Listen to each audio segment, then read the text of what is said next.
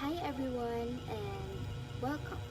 I'm Justin Ramos Dehania and I'm incredibly excited to delve into my research paper, our research paper, a descriptive study on the ways social media usage shapes the study habits of grade 12 UM students at FINMA Cagayan de Oro College. This isn't your typical research summary. Instead, I want to take you on a journey through my discoveries, the unexpected turns I encountered, and most importantly, why all this matters in the real world. We're going to explore the intricate relationship between social media and how students learn, how they manage their time, and even how they perceive their own academic capabilities. I'll be sharing personal anecdotes discussing the challenges I faced during the research process and highlighting some of the most surprising findings. Get ready to think critically about the digital world and its profound impact on education. Before we dive in, I'm genuinely curious. What are the biggest distractions you face when you're trying to study? Is it is it the endless scroll of social media feeds, the lure of notifications, or something else entirely? So, and for those of you who have conducted research before, what were some of the biggest challenges you faced? And how did you overcome them? I'm always eager to learn from other experiences. So, setting the stage, why this research matters. Let's address the fundamental question. Why does research even matter in the grand scheme of things? We all know that social media is an undeniable force in the lives of students, but its specific impact on student learning, particularly for those in the UMS or Humanities and Social Sciences strand, remains a relatively uncharted territory. UM students are constantly grappling with extensive reading lists, complex writing, assignments, and critical analysis tasks. How does social media either amplify their abilities to navigate these challenges or conversely undermine their efforts? Many existing studies tend to paint a broad, generalized picture of social media's influence on students, often missing the unique challenges and demands faced by young students. This gap in the existing literature motivated me to dig deeper and explore the nuances of this relationship. This research isn't about demonizing social media or advocating for its complete removal from students' lives. Instead, it's about understanding its multi-faced effects and uncovering actionable insights that can help students, parents, and educators make informed decisions. My ultimate aim was to understand social media not merely as a distraction or a time wasting activity, but as a dynamic force that actively shapes students' learning both positively and negatively. It's about understanding the trade offs, weighing the benefits against the drawbacks, and finding ways to optimize the learning environment and the digital age. It's about empowering students to harness the power of social media for academic success while mitigating its potential. You know, think about it. Social media platforms are constantly evolving, introducing new features, algorithms, and trends. This means that the way students interact with social media and the way it impacts their study habits is also constantly changing.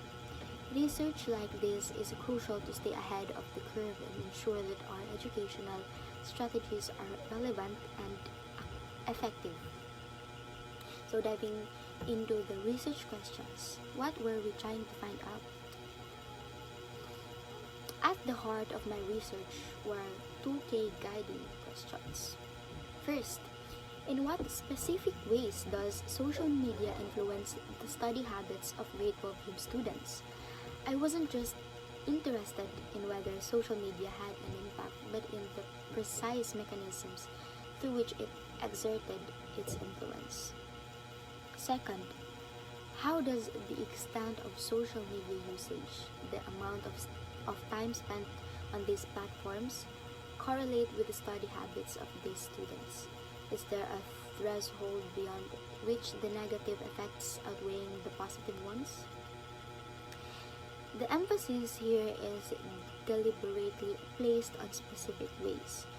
It's simply not enough to label social media as inherently good or inherently bad. I wanted to pinpoint exactly how it shapes their daily routines, their ability to focus, their motivations levels, and their overall approach to learning. Are students constantly multitasking, switching between studying and checking their social media feeds?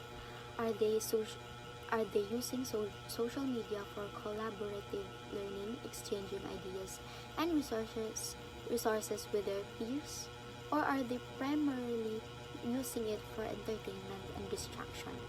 These are the kinds of specific behaviors and patterns I was hoping to uncover. It is social media merely replacing valuable study time, or is it fundamentally altering the quality of the time students spend studying, regardless of the number of hours they invest? This distinction is absolutely crucial for understanding the true and lasting impact of social media on academic performance. It's not just about quantity, it's about quality. To give you a concrete example, imagine two students who both dedicate 3 hours to studying. One student studies in a quiet, distraction-free environment, while the other constantly checks their phone and social media feeds.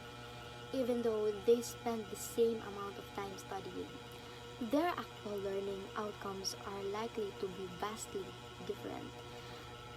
My research aimed to explore these kinds of scenarios and quantify the impact of these distractions. Conceptual framework. Cognitive load theory, a lens for understanding. Cognitive load theory serves as the theoretical backbone of my research, and I firmly believe that it's essential for accurately interpreting my findings. The theory essentially posits that our brain have a limited capacity for processing information at any given time. So, social media with its constant stream of notifications, updates, mga notifications sa cellphone na kung ano kayo, distract kaayo, that cognitive load potentially overwhelming students and impairing their ability to focus on learning and retain information effectively. So, let's consider the constant context switching that occurs when students are simultaneously studying and engaging with the social media. Each time they switch their attention from their textbook to their phone and back again, their brains have to expend mental energy to reorient themselves and re-engage with the task at hand. This constant switching can lead to mental fatigue, reduced concentration, and ultimately decreased learning efficiency. This framework helped me contextualize my observations, interpret the data I collected, and draw meaningful conclusions about the relationship between social media and study habits. So, kita untang mga estudyante, kabalo ta maguna-una, di ba? Kabalo man ta unsay tama ug mali. Bugok na lang gid kay ang uban siguro o dili pwede pero buhaton gyapon. So, is it even possible to strike a healthy balance between leveraging the benefits of social media for learning and avoiding its potential distractions? I'm genuinely interested in hearing your thoughts and experiences on this topic. So, furthermore, cognitive load theory highlights the importance of designing learning materials and environments that minimize extraneous cognitive load and maximize germane cognitive load. Extraneous cognitive load refers to the mental effort that is not directly related to learning, such as distractions and irrelevant information. Germane cognitive load, on the other hand, refers to the mental effort that is directly related to understanding the processing by the material. By minimizing extraneous cognitive load and maximizing germane cognitive load, we can create more effective and engaging learning experience for students. For example, educators can minimize extraneous cognitive load by providing clear and concise instructions using visual aids that are easy to understand and creating a classroom environment that is free from distractions. They can maximize germane cognitive load by encouraging students to actively engage with the material, ask questions, and connect the new information to their prior knowledge. So, methodology. How did we gather the information? In terms of methodology, I employed a quantitative descriptive approach which involved collecting numerical data through carefully designed surveys. This particular method allowed me to reach a larger cohort of students within a reasonable time frame and identify overarching trends and patterns in their social media habits and their study practices. The survey questions were meticulously designed to measure a range of variables, including the amount of time students spend on social media each day, their preferred social media platforms, the types of activities they engage in on social media, and their subjective perceptions of how social media affected their concentration, motivation, and overall academic performance. To ensure the reliability and validity of the data, I adapted several questions from previously validated studies that had explored similar topics. 1. Important caveat to acknowledge is that while I made every effort to ensure the accuracy and honesty of the responses, there's always the potential for bias in self-reported data. Participants may have consciously or unconsciously presented themselves in a more favorable fight, exaggerating their positive behaviors and downplaying their negative ones. However, I implemented several measures to mitigate this potential bias, such as ensuring the anonymity of the responses, emphasizing the importance of honest participation, and using a combination of open-ended and closed-ended questions to gather a more comprehensive pictures of their experiences. I also made sure to get informed consent from all participants before they took part in the study. The surveys were administered online, which allowed me to reach a wider range of students and collect data more efficiently. The online format also allowed me to incorporate features such as skip logic and progress bars, which helped me to improve the user experience and reduce the likelihood of errors or incomplete responses.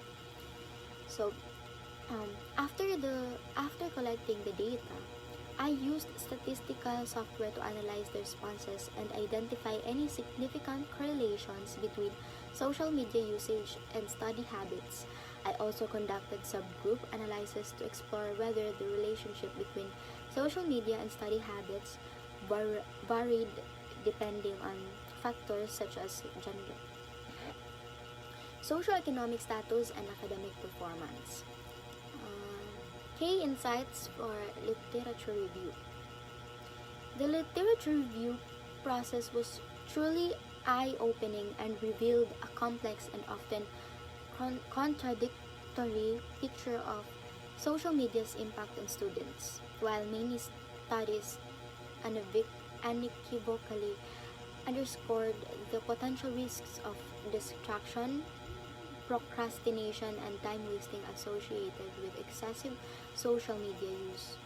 Other studies highlighted the potential of social media as a valuable learning tool, facilitating collaboration, communication, and access to information.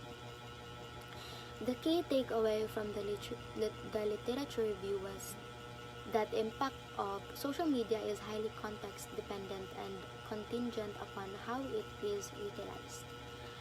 For instance, some students reported using social media platforms to connect with their peers, collaborate on group projects, exchange ideas and resources, and seek answers to academic queries.